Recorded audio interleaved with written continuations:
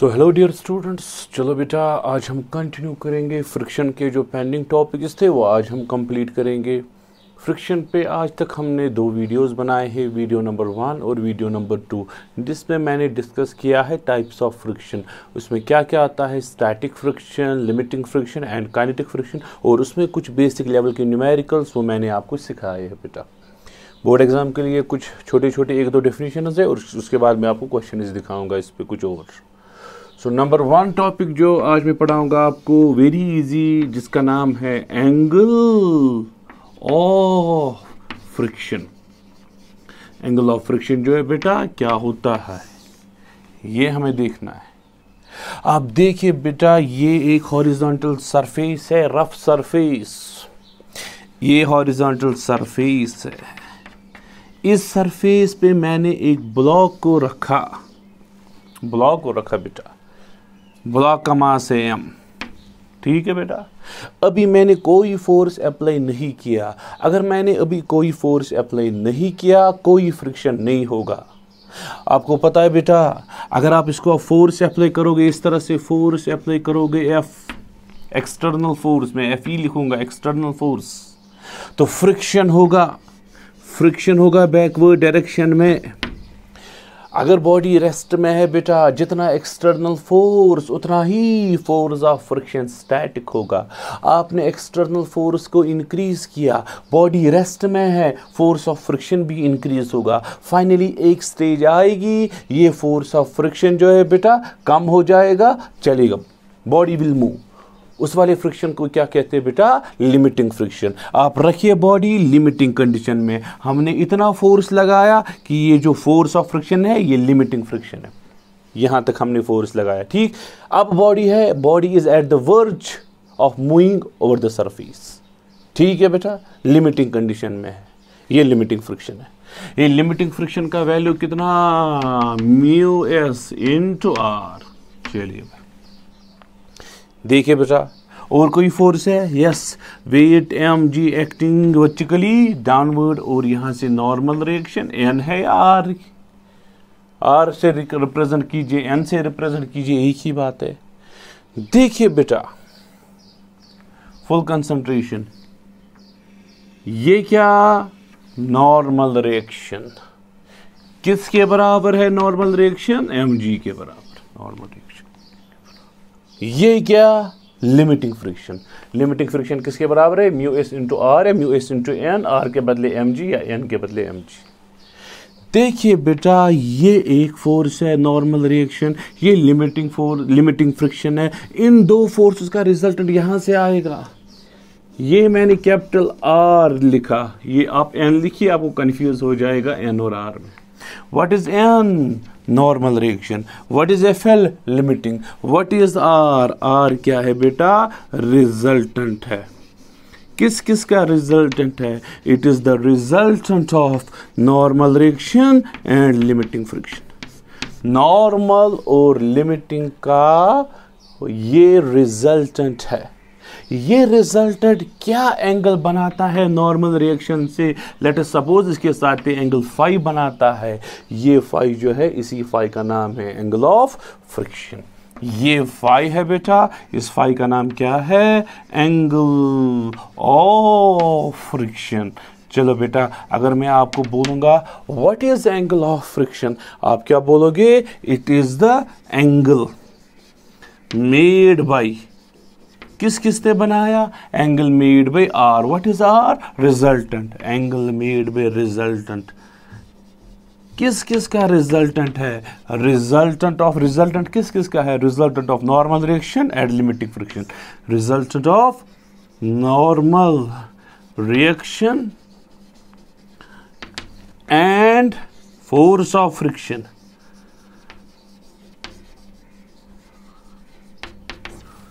Resultant इन दोनों का किसके साथ एंगल बनाता है, नॉर्मल रिएक्शन। ये रिजल्टेंट एंगल बनाता है, किस का रिजल्टेंट है, नॉर्मल रिएक्शन का, और लिमिटिंग का रिजल्टेंट जो एंगल बनाएगा किसके साथ, नॉर्मल रिएक्शन के साथ, विद नॉर्मल। कब, when body is just about to start, when body just begins to start, just begins to start, यानी कि लिमिटिंग कंडीशन में है ये, लिमिटिंग फ्रिक्शन में। उस टाइम जो एंगल बनाएगा रिजल्टेंट नॉर्मल रिएक्शन के साथ, किस किस का रिजल्टेंट, नॉर्मल रिएक्शन और लिमिटिंग का रिजल्टेंट क्या एंगल बनाएगा नॉर्मल रिएक्शन के साथ, इस एंगल को क्या बोलते हैं बेटा, एंगल ऑफ फ्रिक्शन। चलिए भाई नोट डाउन कीजिए, नोट डाउन, ठीक है बेटा। आप देखिए बेटा, आपने देखा, देखिए भाई ये थीटा है, ये फाई है, एंगल ऑफ फ्रिक्शन है, ये लिमिटिंग है, इसको मैं यहां पे बनाऊंगा, वेक्टर है, इसको शिफ्ट कीजिए पैरेलल टू इटसेल्फ, इसमें कोई चेंज नहीं आएगी। एफ एल यहां है, एफ एल यहां है। अब देखिए ये वाला ट्रायंगल यहां से इस तरह से बेटा आर है, ये आर, ऊपर से नॉर्मल रिएक्शन एन, ये एन है, यहां से लिमिटिंग फ्रिक्शन एफ एल, और ये एंगल फाई। बोलिए भाई tan of phi, tan of phi किसके बराबर होगा, परपेंडिकुलर बाई बेस। परपेंडिकुलर क्या है, एफ एल, बेस क्या है, नॉर्मल रिएक्शन। बोलिए भाई ये एफ एल किसके बराबर है, लिमिटिंग फ्रिक्शन किसके बराबर है, लिमिटिंग फ्रिक्शन है mu S into normal reaction, limiting है mu S into normal reaction divided by N, N और एन गया, चलो भाई tan ऑफ फाई किसके बराबर निकला, म्यू एस। सो आप यहां नोट डाउन कर सकते हो, the tangent of angle of friction gives coefficient of static friction. Note down कीजिए, द टेंजेंट ऑफ, यहां लिखिए आप, the tangent of angle of friction, the tangent of angle of friction gives mu s. What is mu s? Coefficient of static friction. So अगर coefficient of static friction किसी question में नहीं दिया होगा, angle of friction दिया होगा, तो कोई बात नहीं है, tan of angle of friction gives coefficient of static friction. ठीक है भाई, यहां तक क्लियर। और फाई किसके बराबर आएगा, tan inverse of mu s। चलो भाई ये एंगल ऑफ फ्रिक्शन हमें निकला, नोट डाउन कीजिए भाई। This is the angle of friction, ठीक है बेटा। चलिए भाई आगे चलते हैं।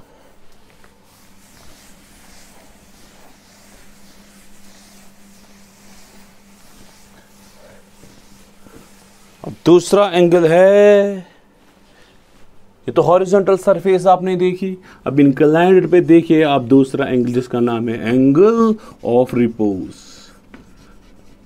Angle of repose.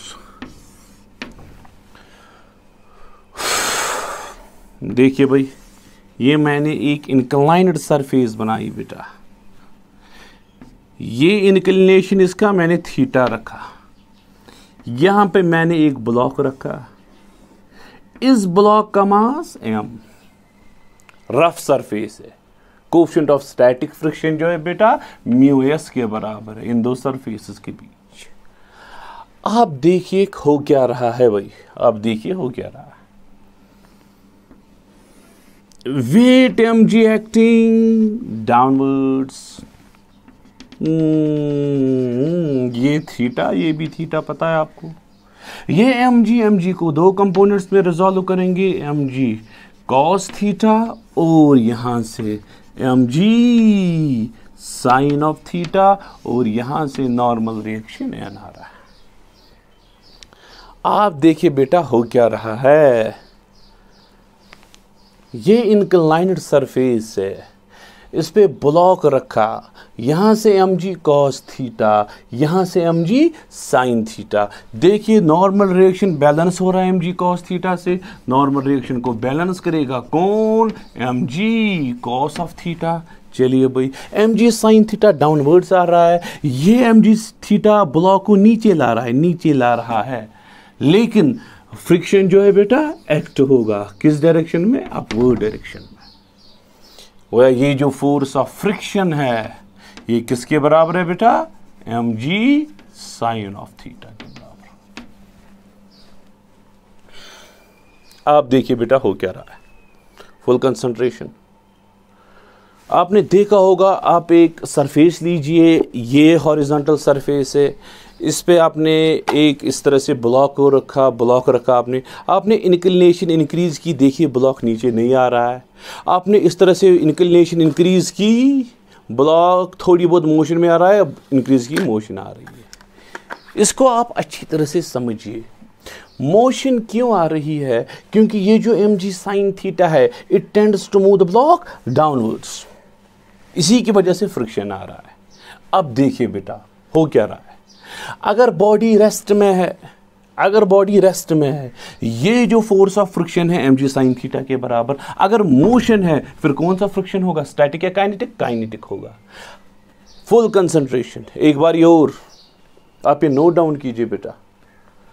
देखिए नॉर्मल रिएक्शन ने बैलेंस किया mg cos थीटा को, mg sin थीटा है। अगर ब्लॉक रेस्ट पे तो कौन सा फ्रिक्शन होगा, स्टैटिक होगा या काइनेटिक होगा? स्टैटिक होगा। स्टैटिक में अप्लाइड फोर्स ऑफ फ्रिक्शन।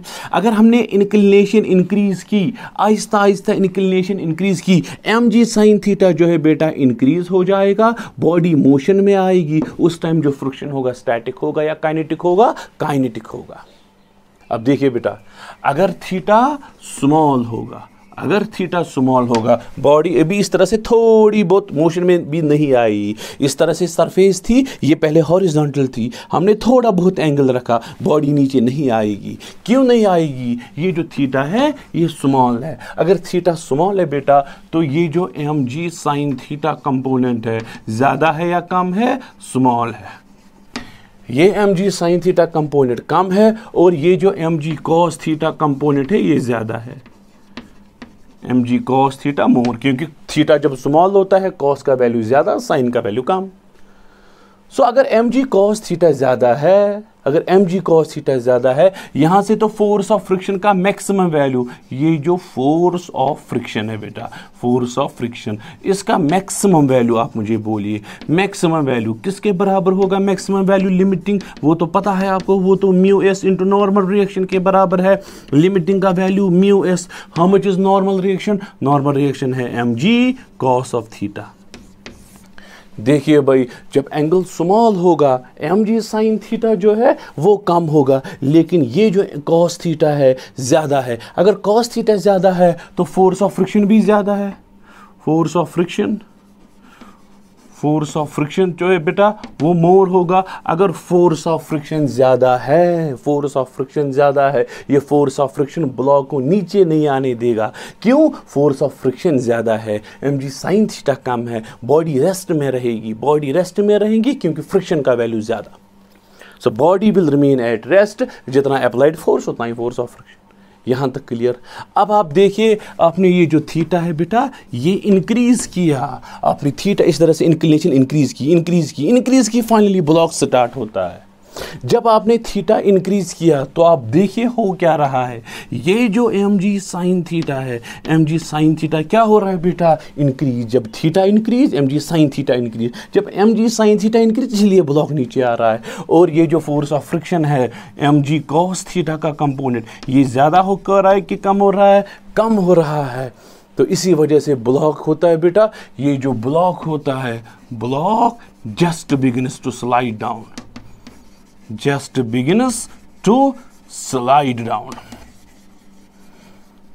फिर से जब थीटा का वैल्यू कम, साइन थीटा कम, कॉस थीटा ज़्यादा, फ्रिक्शन रोकेगा, ब्लॉक को नीचे नहीं आने देगा, इसका वैल्यू कम है। For example mg sine theta का वैल्यू 10 है, फोर्स ऑफ फ्रिक्शन का वैल्यू 30 है, मैक्सिमम वैल्यू। सो 30 इसको नीचे नहीं आने देगा, नीचे से 10 ही अप्लाई हो रहा है, मैक्सिमम वैल्यू है 30 तक ये रेस्ट में रहेगा। So force of friction will stop this block. अगर मैंने थीटा अब इंक्रीज किया, सो पहले तो 10 था mg साइन थीटा का वैल्यू, ये आहिस्ता आहिस्ता 30 बन जाएगा, फोर्स ऑफ फ्रिक्शन भी 30 बन जाएगा। Let us suppose mg sine theta का वैल्यू 25 बन जाएगा, फोर्स ऑफ फ्रिक्शन कम हुआ होगा 25, क्योंकि मैंने थीटा इंक्रीज किया। 25 body will just begin to slow.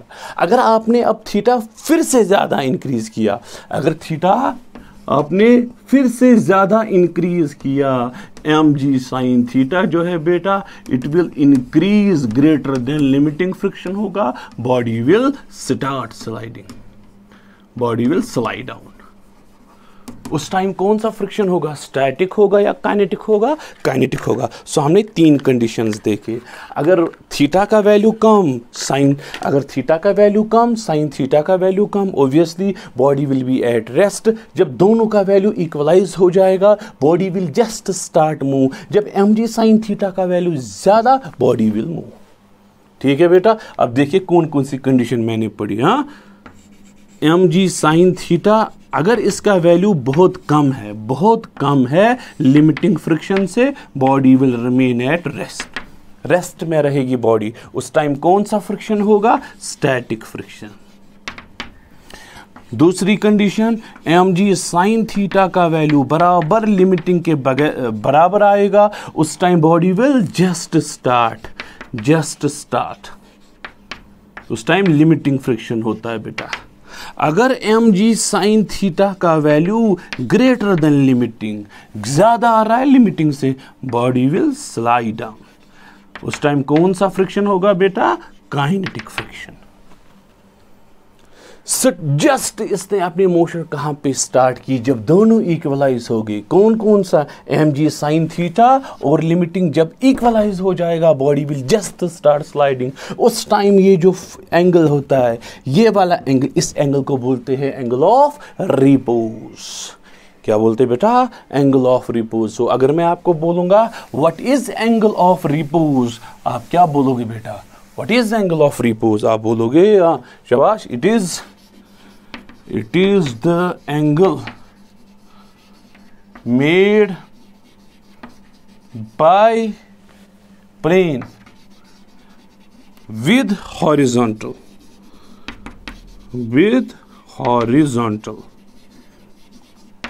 Horizontal के साथ, ये प्लेन ने हॉरिजॉन्टल के साथ कितना एंगल बनाया, when body just start sliding, just start sliding, यानी कि लिमिटिंग कंडीशन में बॉडी है, बॉडी जस्ट स्टार्ट स्लाइडिंग। अगर बॉडी ने जस्ट स्टार्ट किया, बोलिए भाई इक्वलाइज हो जाएगा। कौन कौन सा फोर्स, नीचे तो mg साइन थीटा आ रहा है, ऊपर तो लिमिटिंग आ रहा है, आप बोलोगे लिमिटिंग फ्रिक्शन हो जाएगा उस टाइम mg साइन थीटा। फिर से एक बार, रेस्ट की कंडीशन क्या है, value of limiting friction is more than mg sine theta, rest equal just start. अगर mg साइन थीटा ही ज्यादा हो गया, मोशन। लिमिटिंग का वैल्यू किसके बराबर होता है, म्यू इंटू नॉर्मल रिएक्शन किसके बराबर, mg साइन ऑफ थीटा। बोलिए भाई नॉर्मल रिएक्शन किसके बराबर, mg कॉस थीटा। आपको आएगा mu mg cos theta is equal to mg sine of theta. देखिए भाई mg गया, कॉस नीचे आएगा, आपको म्यू आएगा tan ऑफ थीटा के बराबर। ठीक है भाई, ये आपको आंसर निकला। इस एंगल का नाम क्या, एंगल ऑफ रिपोज। सो हम इसको थीटा नॉट से रिप्रेजेंट करेंगे या थीटा आर से रिप्रेजेंट कीजिए, इससे थोड़ा बहुत डिफरेंस आपको समझ आएगा। सो कंक्लूजन क्या निकला, the tangent of angle of repose gives mu S. ठीक है बेटा, ये आपका आंसर आया। सो एंगल ऑफ रिपोज आपको थीटा आर या थीटा नॉट निकला, थीटा नॉट। इसका मैग्नीट्यूड किसके बराबर होता है बेटा, थीटा आर का वैल्यू हो जाएगा tan इनवर्स ऑफ म्यू।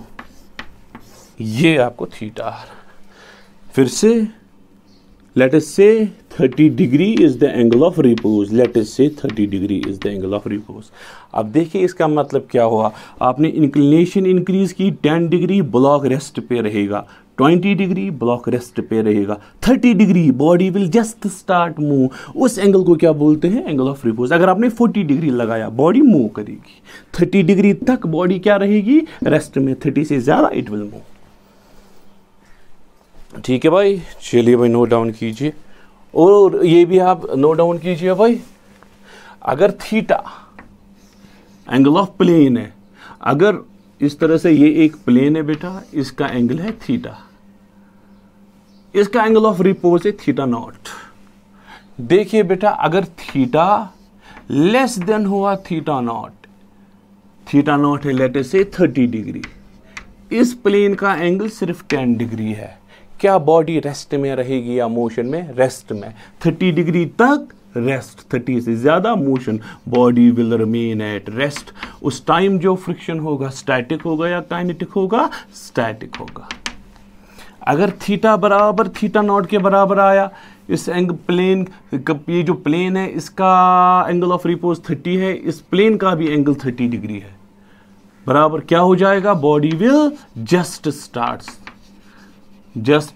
उस टाइम कौन सा फ्रिक्शन होगा बेटा? लिमिटिंग फ्रिक्शन होगा। अगर थीटा अब ज्यादा हुआ इससे, थीटा नॉट से, आपने इस एंगल को, इस प्लेन को एंगल दिया 45 डिग्री, लेकिन इसका ये जो एंगल ऑफ रिपोज है दैट इज ओनली 30 डिग्री। आपने 45 लगाया, 30 तक रेस्ट में रहेगा। आपने 45 लगाया, body will be in motion. अगर मोशन है बेटा, कौन सा फ्रिक्शन है? स्टैटिक है या काइनेटिक है? Kinetic friction. That is all about angle of repose. Note down कीजिए, मैं क्वेश्चंस भी दिखाऊंगा आपको, अभी सारे क्वेश्चंस दिखाऊंगा।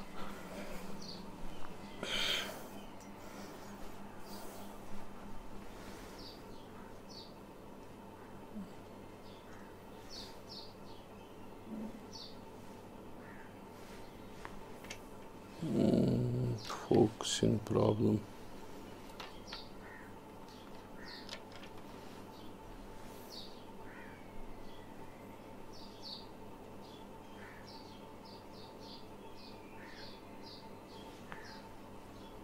ठीक है भाई, चलिए चलो यहां तक जो बोर्ड एग्जाम के लिए थी बेटा कुछ डेफिनेशंस, वो तो आपको कंप्लीट हो गए। एक क्वेश्चन रहता है बोर्ड एग्जाम्स के लिए बेटा, advantages and disadvantages of friction, वो प्लीज आप खुद देखना, उसकी एडवांटेजेस क्या है, डिसएडवांटेजेस क्या है। मैं आगे जाऊंगा फ्रिक्शन में, जी में क्या आता है, नीट में क्या आता है, और भी बाकी एग्जाम्स में क्या क्या आता है बेटा, वहां तक हम जाएंगे अभी। चलिए भाई, मैं सीक्वेंस में आपको क्वेश्चन भी सिखाऊंगा। आप देखिए, नंबर 1 टॉपिक, ये में कुछ जेई नीट के लिए कुछ इंपॉर्टेंट टॉपिक्स है, जेई नीट के लिए सीक्वेंस वाइज दिखाऊंगा। चलिए भाई, टॉपिक नंबर 1 है बेटा, it is acceleration of body against friction.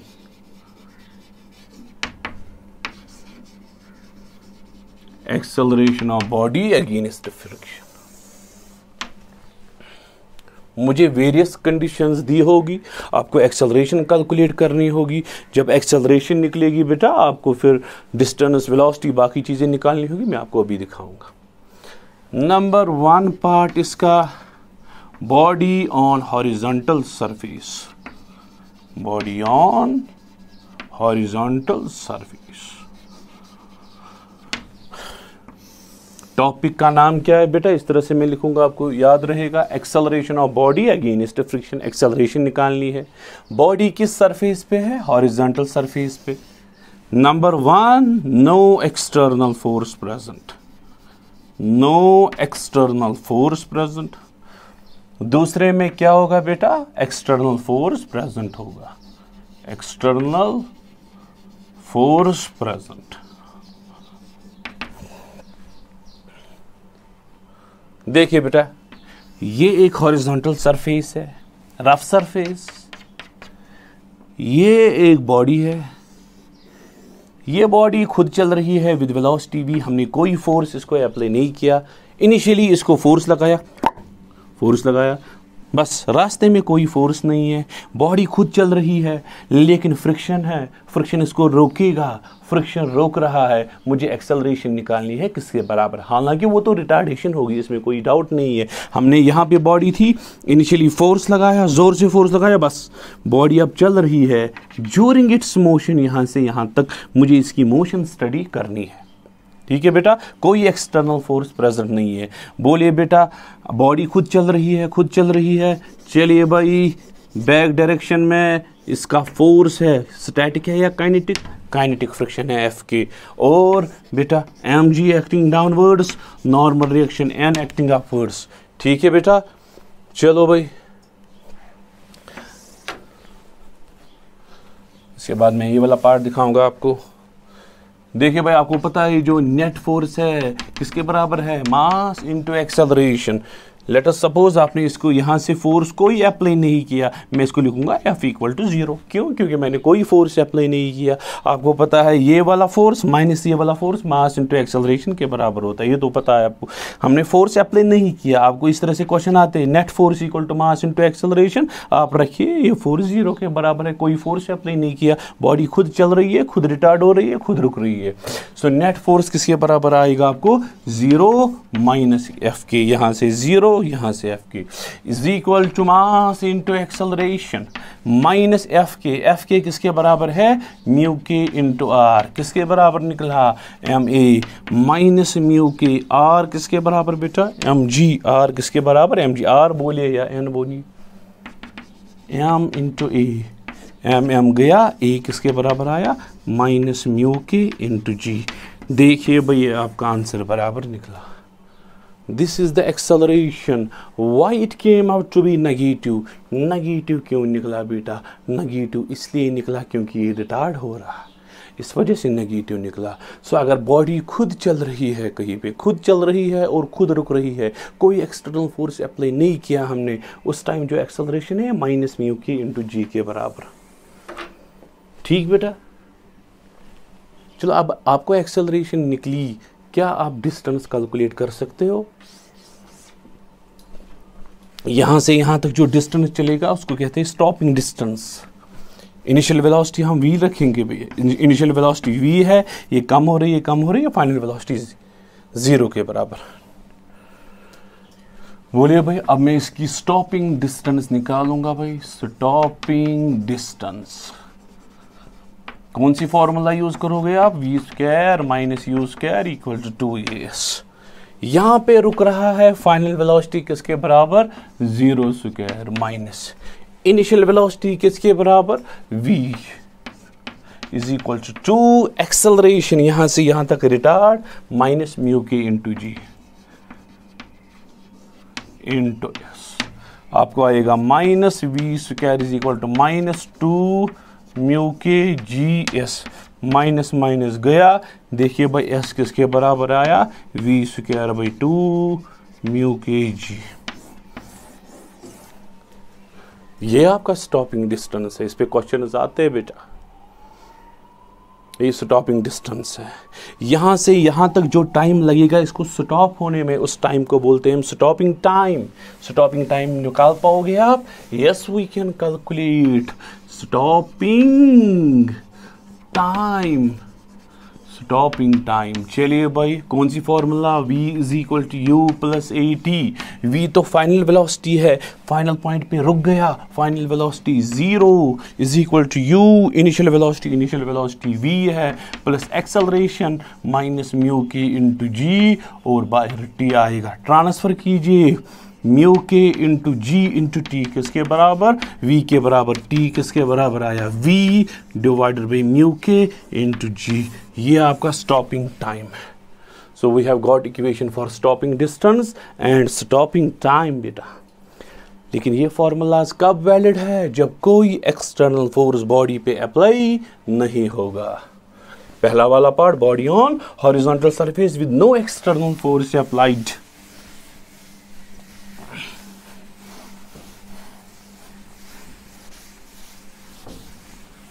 चलिए भाई, अब मैं लगाऊंगा यही इसका दूसरा पार्ट, एक्सटर्नल फोर्स प्रेजेंट। हाँ,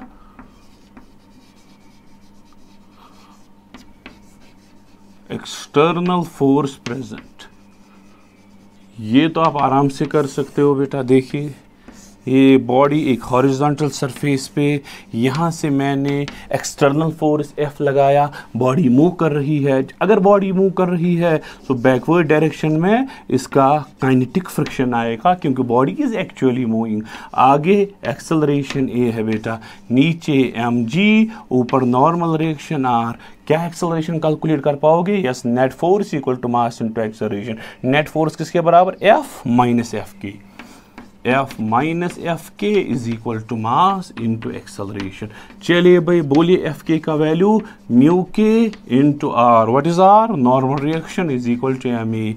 एफ माइनस एफ के किसके बराबर, आर, आर किसके बराबर, M G is equal to M E. लगाइए डिनोमिनेटर में F minus mu K M G whole divided by M, ये आपकी एक्सेलरेशन आई बेटा। अगर एक्सेलरेशन आई फिर आप वेलोसिटी कैलकुलेट कर सकते हो, v equal to you plus A T, distance calculate कर सकते हो, बाकी चीज़ें कैलकुलेट कर सकते हो बेटा, कुछ भी कैलकुलेट कर पाओगे आप। सो मैंने हॉरिजॉन्टल सरफेस की एक्सेलरेशन पे आपको 2 केसेस दिखाए बेटा। कौन कौन सा case, case number 1 was without external force, case number 2 was in the presence of external force. अगर एक्सटर्नल फोर्स एब्सेंट होगा एक्सेलरेशन किसके बराबर, म्यू इंटू के के बराबर। ठीक, चलिए भाई मैं आपको कुछ क्वेश्चंस दिखाऊंगा। देखिए एम्स एंट्रेंस में आया है ये क्वेश्चन, बहुत टाइम पहले 2002 में शायद आया एम्स एंट्रेंस में। इस तरह से मैं दिखाऊंगा। A block of mass 10 kg, block है बेटा, इसका मास कितना, 10 kg, is placed on horizontal surface, horizontal surface है, horizontal surface पे है बेटा, placed on horizontal surface, having mu is equal to 0.5। इसने mu s और mu k नहीं दिया है, इसका मतलब जितना mu s उतना ही mu k। if horizontal force of 100 Newton is acting on it, horizontal force कितना एक्ट हो रहा है बेटा, 100 न्यूटन। आपको एक्सेलरेशन फाइंड करनी है, बहुत इजी क्वेश्चन। देखिए भाई ये ब्लॉक है, ये ब्लॉक है, ब्लॉक का mass m equal to 10 kg, horizontal force इस तरह से अप्लाई किया, कितना, 100 न्यूटन। ओबियसली वही से कह रहा है बॉडी इज मूविंग। हमें पहले चेक करना है इसका, इस क्वेश्चन में लिखना है is kept on horizontal surface. ये हॉरिजॉन्टल सरफेस पे हमने रखी है, फोर्स अप्लाई किया है 100 न्यूटन। आपको एक्सेलरेशन कैलकुलेट करनी है। एक्सेलरेशन 0 भी आ सकती है अगर बॉडी रेस्ट में है, अगर मोशन में है फिर कैलकुलेट करेंगे।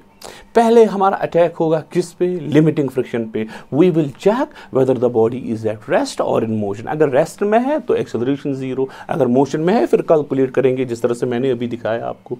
चलिए भाई आप लिमिटिंग फ्रिक्शन कैलकुलेट करो, किसके बराबर है, म्यू एस इंटू आर, यहां से आर नीचे से M G. Limiting friction mu S किसके बराबर है, 0.5, आर किसके बराबर है, एम जी हो गया 10 इंटू 10, 150। लिमिटिंग फ्रिक्शन कितना निकला, 50 न्यूटन। अरे भाई लिमिटिंग तो 50 है, 50 तक body will remain at rest, 50 के बाद body will be in motion. आपने कितना अप्लाई किया, 100। क्या बॉडी रेस्ट में है या मोशन में है, मोशन में है। चलिए भाई मोशन में है, स्टैटिक फ्रिक्शन होगा या काइनेटिक होगा, काइनेटिक फ्रिक्शन होगा। चलिए भाई यहाँ से 100, बैक साइड से इस तरह से फोर्स है, कौन सा है, काइनेटिक फ्रिक्शन।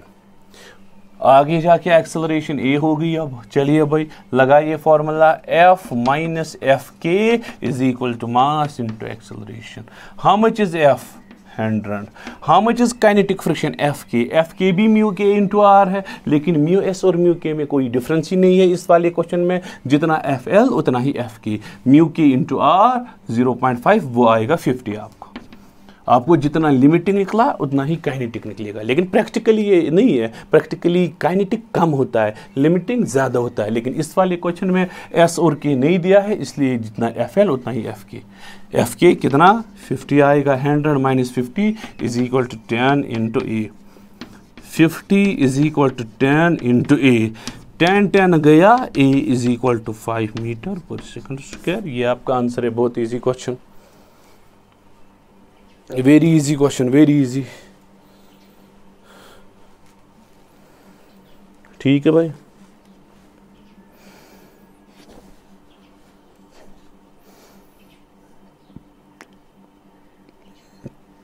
चलिए भाई दूसरा क्वेश्चन मैं दिखाऊंगा इस पे, फिर मैं आपको इंक्लाइंड सरफेस पे आऊंगा।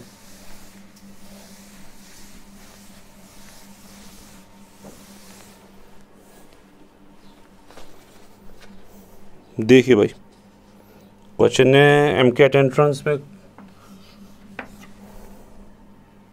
अ बॉडी ऑफ वेट दिया है mg equal to 64 Newton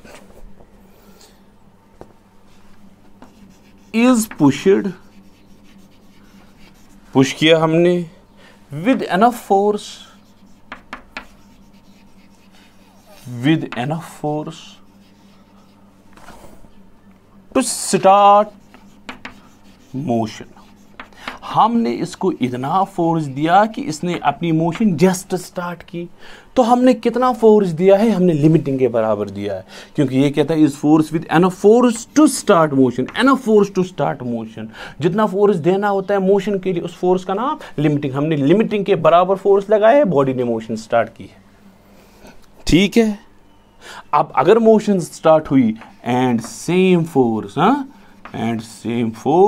continues to act afterwards,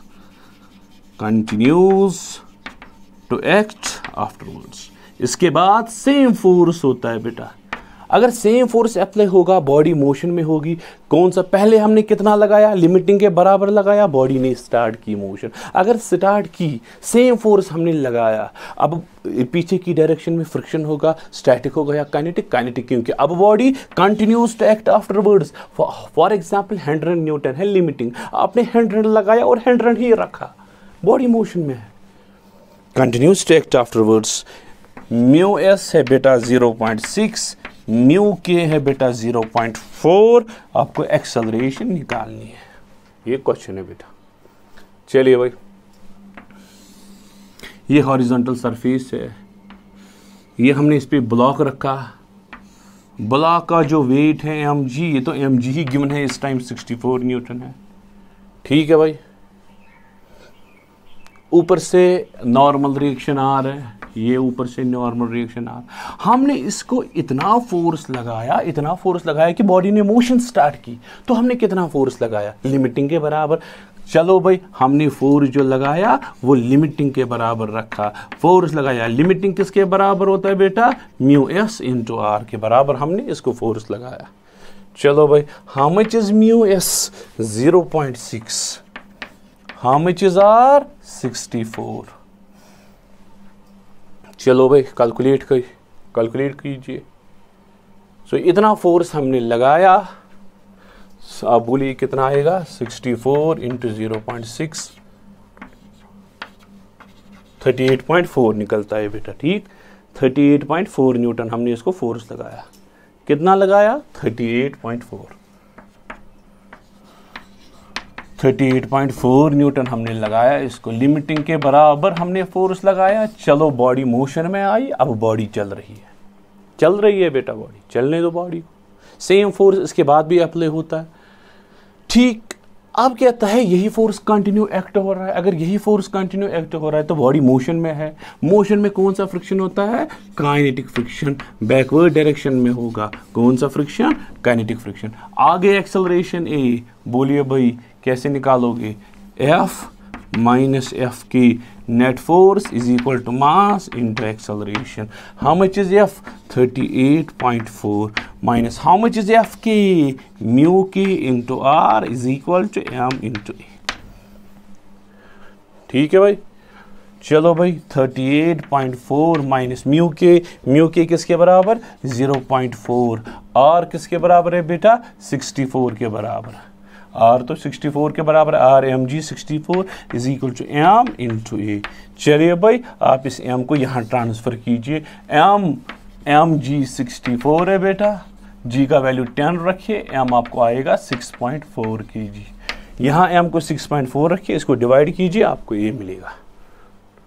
ठीक है बेटा, सिंपल क्वेश्चन है।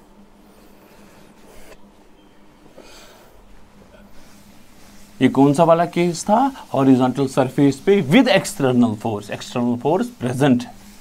दूसरा हो गया in absence of external force. चलिए भाई, एक और क्वेश्चन मैं दिखाऊंगा आपको। Marble block,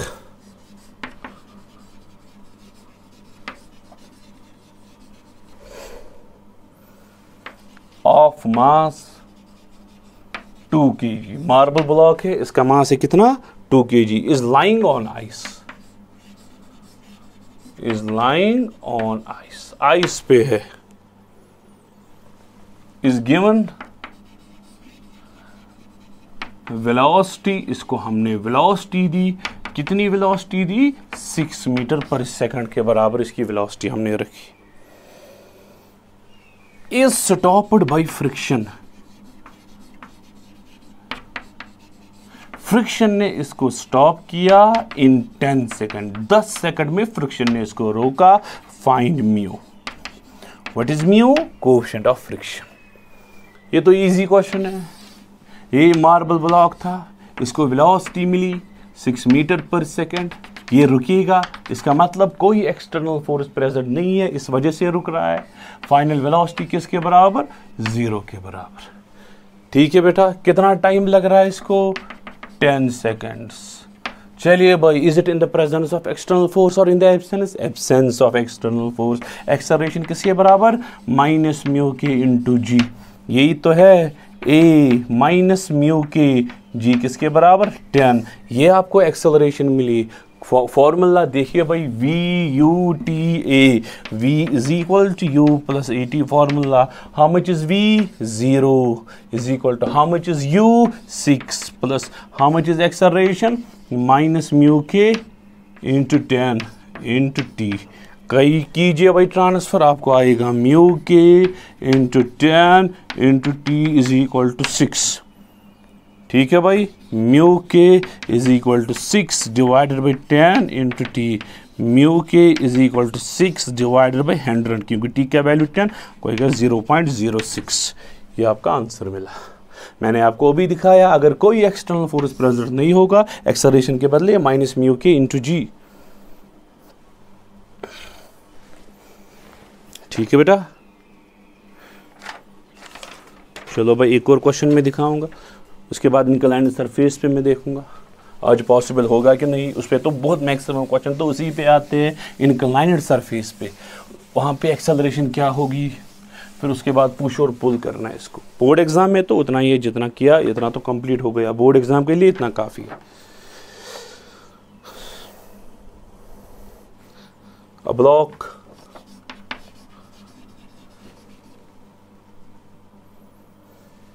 is moving with 5 meter per second on horizontal surface